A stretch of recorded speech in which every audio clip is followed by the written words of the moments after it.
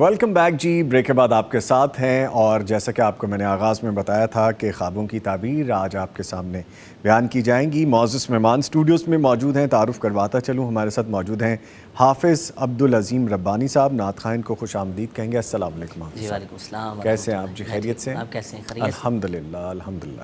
اور ان کے ساتھ موجود ہیں جی ہاشم یزمانی صاحب، اور ان کا تعارف میں آپ کو کرواؤں، بڑا مزہ آتا ہے جب ان کے بارے میں بتاتا ہوں کہ فاضل مدینہ یونیورسٹی ہیں، عرصہ 9 سال تک مدینہ یونیورسٹی میں پڑھنے اور 4 سال تک وہاں پڑھانے کی سعادت حاصل رہی ہے۔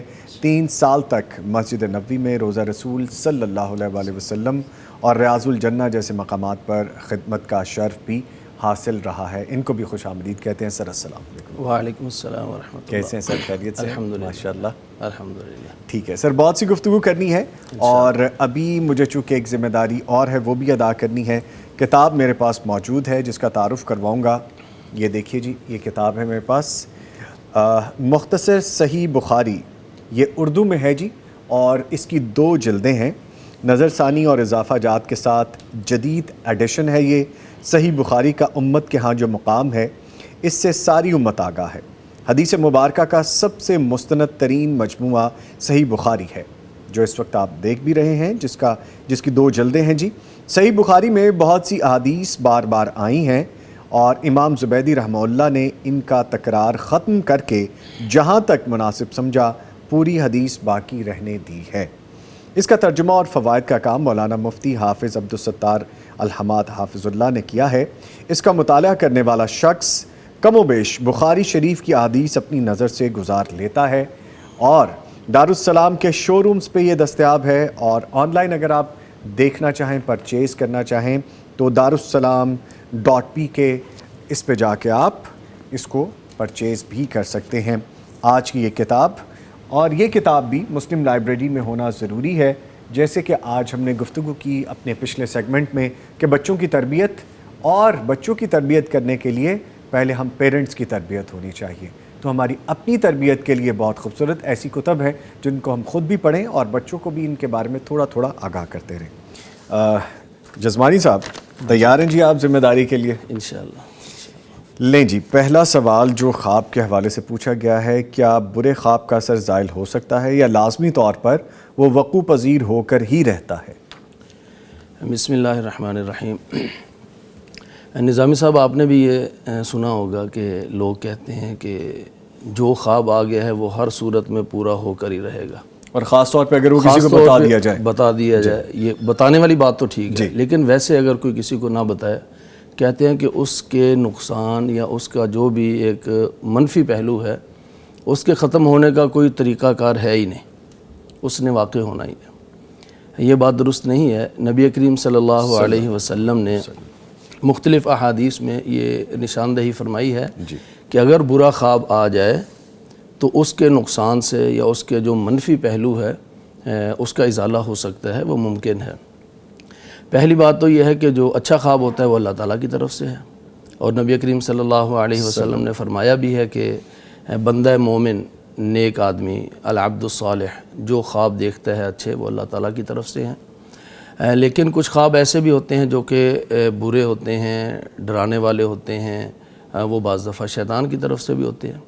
لیکن بعض نقصان دہ خواب ایسے بھی ہوتے ہیں جو سچے بھی ہوتے ہیں، یعنی ہر برا خواب یا ہر جس میں نقصان والا پہلو ہو وہ شیطان کی طرف سے نہیں ہوتا، بلکہ وہ اللہ تعالیٰ کی طرف سے بھی کوئی اس میں تنبیہ ہوتی ہے، کوئی اشارہ ہوتا ہے۔ لیکن اگر کوئی آدمی اچھا خواب دیکھتا ہے، اس کے بارے میں تو نبی کریم صلی اللہ علیہ وسلم نے فرمایا ہے کہ وہ صرف اسی کو بتانا چاہیے جس سے آپ کو پیار ہے، جو آپ کے دل کے قریب ہے، کیونکہ اچھے خواب میں کوئی اچھا پہلو ہو سکتا ہے، اور جو آپ کا پہلے ہی مخالف ہے، جو پہلے ہی آپ کے خلاف ہے، یہ جلن رکھتا ہے، اسے آپ بتائیں گے تو وہ مزید حسد کا شکار ہو جائے گا، ٹھیک ہے، انسان نظر بد کا شکار ہو سکتا ہے۔ تو اس لیے اچھا خواب تو اسی کو بتانا چاہیے جو آپ کا بالکل قریب ہے۔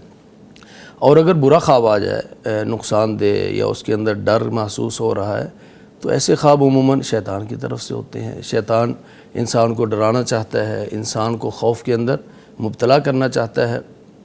اگر اس طرح کا خواب آ جائے تو نبی کریم صلی اللہ علیہ وسلم نے کچھ تعلیمات ارشاد فرمائی ہیں کہ اگر ان پر عمل کر لیا جائے تو اس کا نقصان اگر فی الحقیقت تھا بھی وہ انسان کو پہنچے گا نہیں.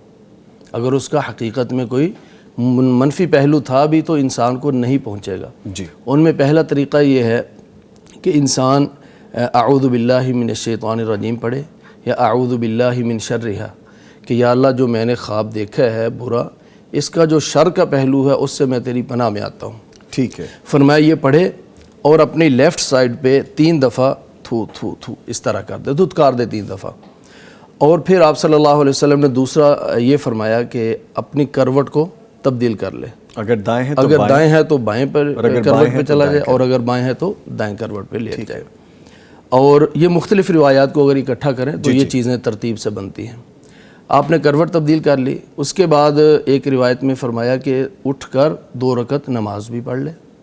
اچھا. اور پھر چوتھا پوائنٹ یہ کہ فرمایا کہ اسے کسی سے ڈسکس نہ کرے, شیئر نہ کرے, شیئر نہ کرے کسی کے ساتھ, ہو کسی سے تعبیر پوچھنے کے لیے. یہاں پر میں اپنے ناظرین سے بھی کہوں گا کہ اکثر کسی کو فوت ہوتا ہوا دیکھتے ہیں, اپنے آپ کو فوت ہوتا ہوا دیکھتے ہیں یا کسی, تو وہ فوراً اس کی تعبیر ڈھونڈنے کے لیے نکلتے ہیں. یعنی پریشانی کا خواب ہے اور اس کی تعبیر ڈھونڈنے کے لیے نکلتے ہیں. تو رسول اکرم صلی اللہ علیہ وسلم نے فرمایا ہے کہ اس کا جو منفی پہلو ہے, اس کا نقصان دہ پہلو ہے, اس سے آپ بچنا چاہتے ہیں تو اس کو کسی کے ساتھ شیئر نہ کریں. جی. اور پھر نماز پڑھے اٹھ کر. پھر آپ صلی اللہ علیہ وسلم نے فرمایا کہ وہ کبھی بھی اس انسان کو نقصان نہیں دے گا. تو یہ آپ صلی اللہ علیہ وسلم کی تعلیم ہے کہ جب آپ ان تعلیمات پر عمل کر لیں تو اس کا جو برا پہلو ہے وہ زائل ہو سکتا ہے. لہذا یہ کہنا کہ اس کا منفی پہلو یا اس کا نقصان زائل نہیں ہو سکتا, یہ بات درست نہیں ہے, بلکہ وہ زائل ہو سکتا ہے. ٹھیک ہے. ایک تابعی ہے, ان کا اپنا واقعہ ہے. وہ کہتے ہیں کہ میں خواب کے اندر بہت ڈر جاتا تھا اور ایسے ایسے مجھے خواب آتے تھے کہ وہ مجھے بیمار کر دیتے تھے, اس قدر خوف کے اندر مبتلا ہو جاتا. کہتے میں ابو قتادہ کے پاس گیا, وہ صحابی رسول ہیں, اور ان سے جا کر میں نے پوچھا کہ مجھے ایسے ایسے خواب آتے ہیں کہ میں بیمار ہو جاتا ہوں ان کی وجہ سے. تو حضرت ابو قتادہ کہتے ہیں کہ مجھے بھی ایسے خواب آتے تھے کہ میں بیمار ہو جاتا تھا, لیکن جب سے میں نے اللہ کے رسول صلی اللہ علیہ وسلم کا یہ فرمان سنا ہے نا کہ اچھے خواب اللہ تعالیٰ کی طرف سے ہیں, اور جب آپ اچھا خواب دیکھو صرف اپنے محبوب ہستی, اپنے قریب ترین انسان کو جو بتاؤ, آپ کا خیر خواہ ہو. اور جو برا خواب ہے وہ آپ کسی سے ڈسکس نہ کرو, اور جو طریقے ابھی بتائے ہیں اس کے مطابق اسے زائل کر دو. تو حضرت ابو قتادہ کہتے ہیں کہ اس کے بعد پھر مجھے کوئی پرواہ نہیں ہے, جیسا بھی خواب آتا ہے کوئی مسئلہ نہیں. اچھا. اور یہ جو ابو عبد الرحمن گئے تھے نا ان کے پاس, ابو سلمہ بن عبد الرحمن گئے تھے, تو یہ کہتے ہیں کہ جب میں نے یہ واقعہ ان سے سنا اس کے بعد مجھے ایسے ایسے خواب آئے جو پہاڑ سے بھی زیادہ گراں گزرتے تھے, جو پہاڑ جتنے وزنی. اس قدر ان کا خوف جو ہے نا وہ یعنی ہو سکتا تھا. لیکن ابو سلمہ کہتے ہیں کہ جب سے میں نے یہ حدیث سنی ہے پھر پہاڑ جتنا وزنی خواب بھی اگر آ گیا ہے فلا ابالی, مجھے کوئی پرواہ نہیں, میں بالکل نہیں اس سے ڈرتا. یہ سبق ہے, یہ سبق ہے, یہ صحابہ کرام کا بھی ایک, یعنی جب آپ اس پر عمل کر لیں گے تو اس کا جو نقصان دہ پہلو ہے وہ بالکل زائل ہو جائے گا. یہاں پر کچھ لوگ کہتے ہیں کہ جب آپ کو برا خواب آئے نا, جی اس کے زائل کرنے کا طریقہ یہ ہے کہ آپ واش روم میں جائیں, کسی کو آپ نے بیان نہیں کرنا.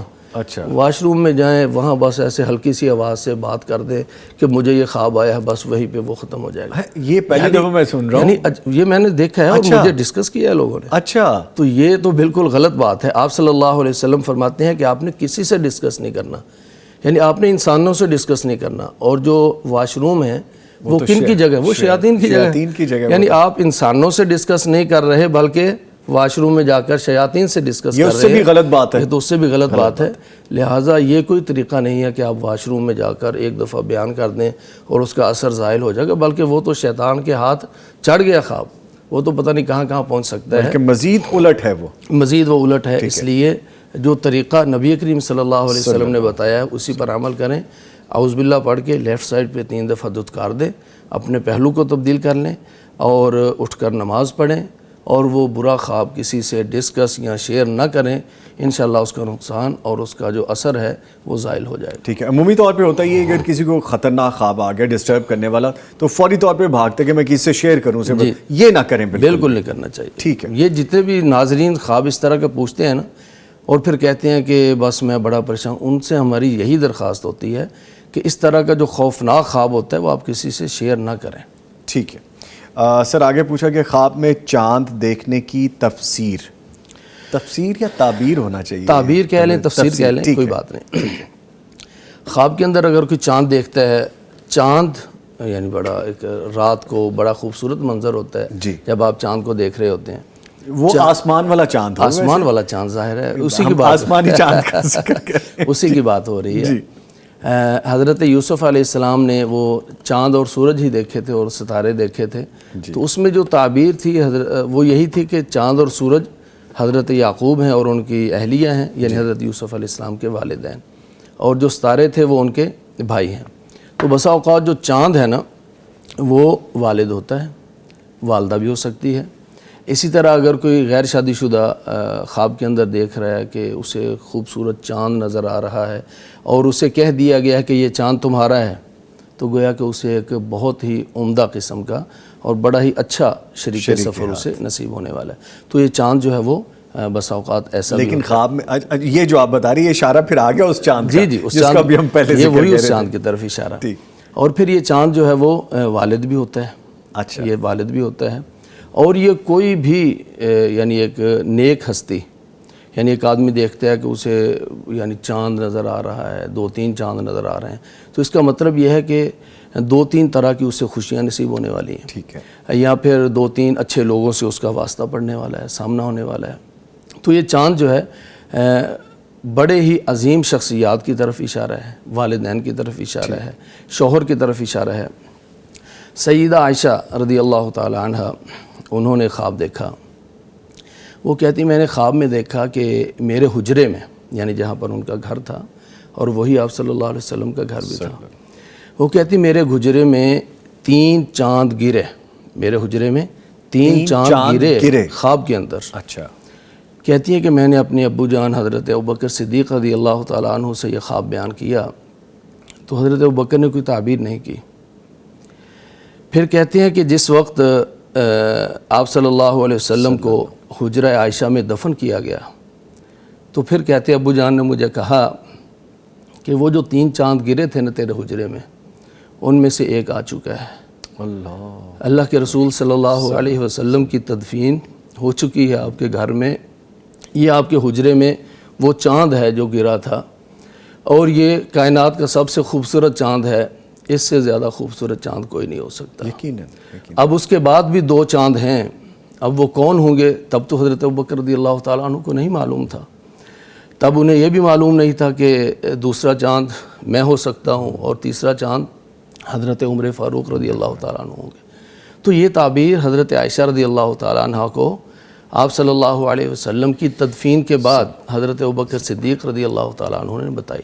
تو گویا کہ سب سے پہلا چاند وہ آپ صلی اللہ علیہ وسلم جو سیدہ عائشہ رضی اللہ تعالیٰ عنہ کے شوہر تھے وہ دفن ہوئے، تو گویا کہ جو شوہر ہے ان کی تدفین، اور پھر جب حضرت ابوبکر صدیق رضی اللہ تعالیٰ عنہ کی وہاں پر تدفین ہوئی یقیناً وہ والد تھے، اور تیسری تدفین جو تھی سیدنا عمر بن خطاب رضی اللہ تعالیٰ عنہ ان کی ہوئی، تو وہ بھی ایک ایسی جلیل القدر ہستی ہیں، اور یہ وہ ترتیب ہے کائنات میں، یعنی اس امت میں سب سے بہترین ترتیب یہی ہے۔ سب سے پہلے رسول اکرم صلی اللہ علیہ وسلم، صحابہ اکرام میں سب سے پہلے حضرت ابوبکر صدیق، اور پھر حضرت عمر فاروق رضی اللہ تعالیٰ عنہ۔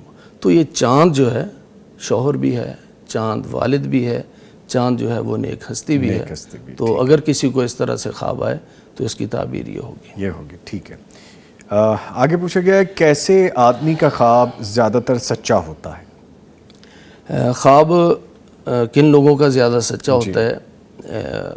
یعنی خواب جو ہے وہ عام طور پر ہم سمجھتے ہیں کہ بس ہر بندہ ہی وہ بے نماز ہے، جھوٹا ہے، جیسا بھی ہے اس کے خواب سچے ہوتے ہیں، ایسا نہیں ہے۔ بہت زیادہ جن لوگوں کا خواب سچا ہوتا ہے وہ رسول اکرم صلی اللہ علیہ وسلم نے فرمایا ان لوگوں کا ہے جو سب سے زیادہ اپنی حقیقی زندگی میں سچ بولنے والے ہوتے ہیں. جن کی زندگی میں سچ زیادہ ہوتا ہے ان کے خواب زیادہ سچے ہوتے ہیں. ہمارے ہاں عام طور پر لوگ نماز پڑھتے نہیں ہیں, دھوکہ دیتے ہیں کاروبار میں, جھوٹ بولتے ہیں, خیانت کرتے ہیں, بددیانتی کرتے ہیں, اور پھر اپنے خوابوں کو لے کر جو ہے نا وہ بہت زیادہ پریشان بھی ہوتے ہیں. تو خواب سچا ایسے بے نمازوں کا, جھوٹوں کا, دغا بازوں کا, فراڈیوں کا نہیں ہوتا, بلکہ فرمایا اصدقکم حدیثاً اصدقکم رؤیا. یہ حدیث ہے. آپ صلی اللہ علیہ وسلم نے فرمایا کہ جو جتنا بات میں سچا ہوگا اتنا اس کا خواب جو ہے وہ سچا ہوگا. تو گویا کہ سچے لوگوں کا خواب اس کے سچا ہونے کا امکان زیادہ ہوتا ہے. یعنی دوسروں کا بھی ہوتا ہے, یعنی ضروری نہیں کہ صرف مسلمان کا خواب سچا ہوتا ہے. اگر کوئی کافر ہے, کوئی دوسرا ہے, وہ بھی اگر اپنی دنیاوی زندگی میں سچ بولنے والا, اس کا خواب بھی سچا ہو جاتا ہے. لیکن مسلمان کا جو خواب سچا ہوگا اس کو ہم کہیں گے وہ نبوت کے اس علم کا حصہ ہے جو اللہ تعالیٰ نے نبی کریم صلی اللہ علیہ وسلم پر اتارا تھا. لیکن کافر کا خواب اگر سچا ہو جاتا ہے تو ہم یہ نہیں کہیں گے کہ وہ بھی وحی کا حصہ ہے, وہ بھی نبوت کے علوم کا حصہ, وہ تو کافر ہے, لیکن اس کا خواب جو ہے نا وہ بھی سچا ہو جاتا ہے. ٹھیک. اور جو خواب کے معاملے میں عموماً ہم لوگ بسا اوقات نا بیٹھے ہوئے ہوتے ہیں دوست, بڑی بڑی جو ہے نا وہ گپیں مارتے ہیں, میں نے خواب میں یہ دیکھا, اچھا اس نے کہا آپ نے یہ دیکھا, وہ اس سے بھی بڑھ چڑھ کے بیان کرتا ہے, جھوٹ بول رہے ہوتے ہیں خواب کے بارے میں.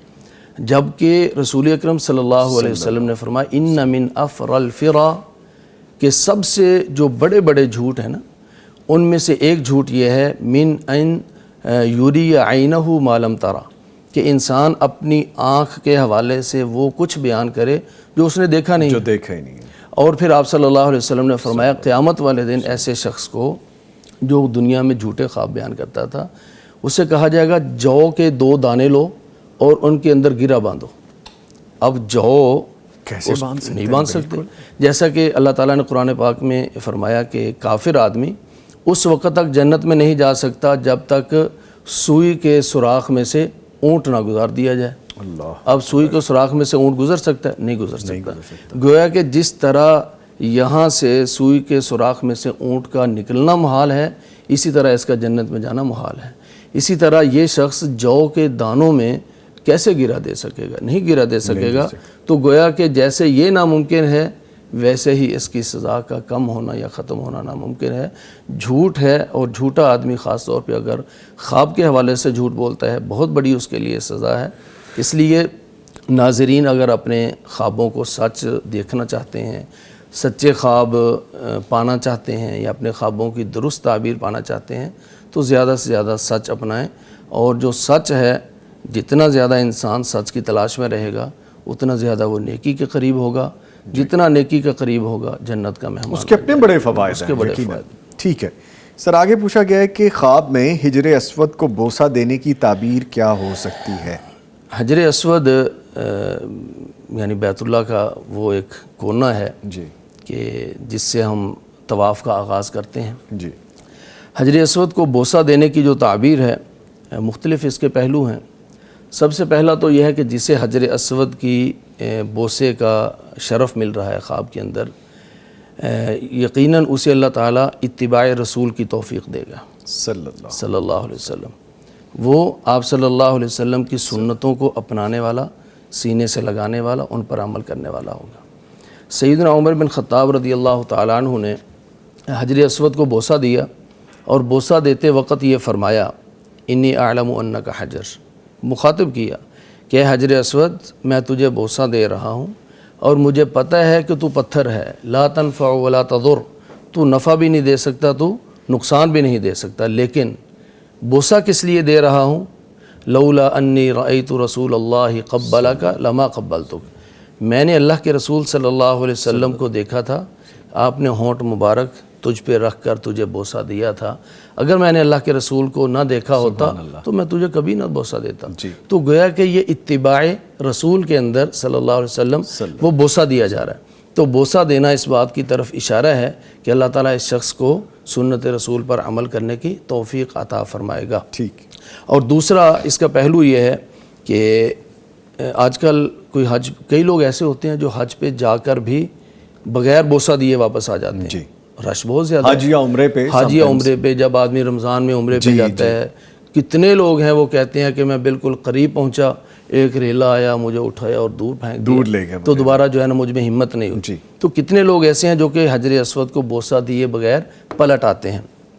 تو اگر آج کے اس دور میں رش کے اور بھیڑ کے اندر کسی کو حجر اسود کے بوسے کی توفیق مل جائے تو گویا کہ اس کی بہت بڑی ایک دلی خواہش جو ہے وہ پوری ہو گئی.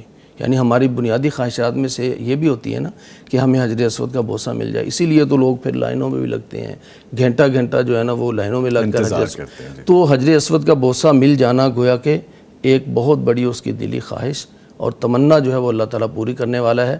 تو یہ بھی اس کی تعبیر ہے. اور تیسرا یہ ہے، آپ صلی اللہ علیہ وسلم نے فرمایا کہ حجر اسود کو جو بوسہ دے گا ایمان کی کیفیت میں اس کا استلام کرے گا، قیامت والے دن اللہ تعالیٰ اس کو زبان بھی دے گا، آنکھیں بھی دے گا، حجر اسود اس کے حق میں گواہی دے گا. اور یہ گناہ جو ہے نا وہ چوس رہا ہے اور اس کے گناہوں کو ختم کر دیا جاتا ہے. تو حجر اسود کا بوسہ اس انسان کے لیے توبہ اور استغفار کے دروازے کھلیں گے انشاءاللہ، اور اللہ تعالیٰ اس کے گناہوں کو معاف فرمائے گا. یہ بہت بڑی یعنی ایک یہ بھی پہلو ہے. اور ایک آخری پہلو یہ ہے حجر اسود. جی عربی زبان میں بوسہ دینے کو کہتے ہیں قبلہ، قاف با لام. اس کو اگر تھوڑا سا الٹ پلٹ کریں، قاف کے بعد با ہے اور با کے بعد لام ہے، اگر لام کو پہلے کر دیں اور با کو بعد میں کر دیں تو بن جائے گا قلبہ. قلبہ کا مطلب ہوتا ہے پھیرنا، حالات کو پھیرنا، الٹ پلٹ کرنا. اب یہ اس لیے ہے کہ حجر اسود کو اگر ہم دیکھیں، بیت اللہ وہ ایک انسانی جسم اس کی مراد لیں، اور حجر اسود اس کے پہلو میں لگا ہوا ہے. گویا کہ انسان جو ہے اس کے پہلو میں کوئی تکلیف ہے، اس کے جسم کے کسی حصے میں کوئی بیماری ہے، اس کی جسم کا کوئی حصہ اذیت میں مبتلا ہے، اور وہ حجر اسود کو بوسہ دیتا ہے، گویا کہ اس کے حالات پلٹنے والے ہیں، اس کے حالات پلٹنے والے ہیں، تبدیل ہونے والے. قبلہ اس کو الٹ کیا، قاف لام با، قلبہ یہ اس کا مطلب حالات تبدیل ہونے والے ہیں. یہ ہم نے الٹا کس لیے؟ اس لیے کہ نبی کریم صلی اللہ علیہ وسلم نے فرمایا کہ حجر اسود جب اترا تھا، یہ جنت کا پتھر ہے اور یہ دودھ سے زیادہ سفید تھا، یہ دودھ سے زیادہ سفید تھا، لیکن لوگوں کے گناہ چوس چوس کر یہ سیاہ ہو چکا ہے. گویا کہ اس کی جو اصلی حالت تھی وہ تبدیل ہو چکی ہے.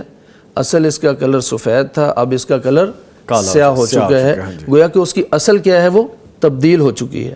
تو تقبیل عربی زبان میں قاف با لام کہتے ہیں. تو اس کو ذرا الٹ کریں، جیسے اس کی حالت تبدیل ہو چکی ہے اپنی اصل سے، تو قاف با لام کو تبدیل کریں، قاف لام با قلبہ.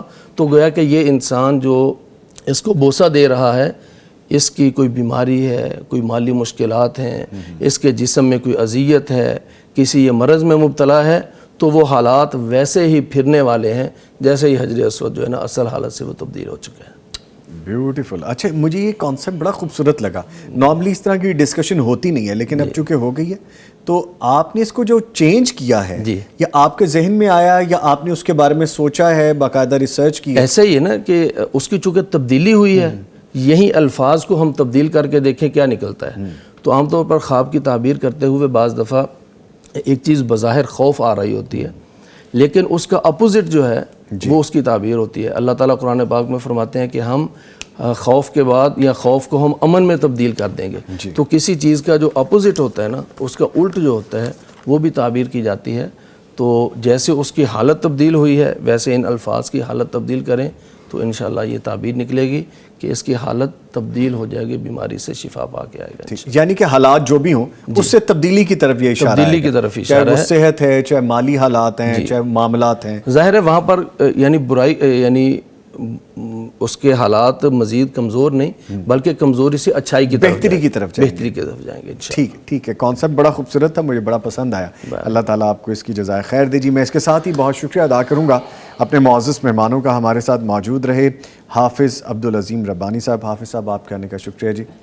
اور ان کے ساتھ موجود رہے ہاشم یزمانی صاحب. سر آپ کے بھی آنے کا بہت شکریہ. بڑا مزہ آتا ہے کہ جب آپ پیچھے بیٹھ کے ہمیں کچھ نہ کچھ ٹھیک کروا رہے ہوتے ہیں, اور جب آن سکرین ایسی چیزیں, یہ کانسیپٹ بھی بڑا خوبصورت تھا جو آپ نے بھی بیان کیا کہ اس میں سمجھ والی بات تھی, بڑی باریک سی بات تھی, لیکن اس کو سمجھنا ضروری تھا. تھینک یو ویری مچ, آپ کے آنے کا بھی سر بہت شکریہ. Thank you. لیکن جی پروگرام کا وقت ختم ہو گیا ہے, لیکن جاتے جاتے ایک چیز کہتا جاؤں گا کہ جو لرننگ ہے, جو ہم نے بچوں کے حوالے سے بات کی تھی, وہ لرننگ پہلے پیرنٹس کی ہے. اپنے لیے وقت نکالیں تاکہ آپ کے بچوں کا مستقبل بہتر ہو سکے, اور یہ بہترین ٹائم ہے کہ آپ اپنے بچوں کو ٹائم دیں, بچوں سے ٹائم لیں اور ان کے ساتھ کوالٹی ٹائم گزاریں جو ان کے مستقبل کے لیے پازیٹیو امپیکٹ دے ان کو. اس کے ساتھ ہی نوید نظامی اور پوری ٹیم کو اجازت دیجیے, کل پھر ملاقات کریں گے, تب تک کے لیے اللہ حافظ.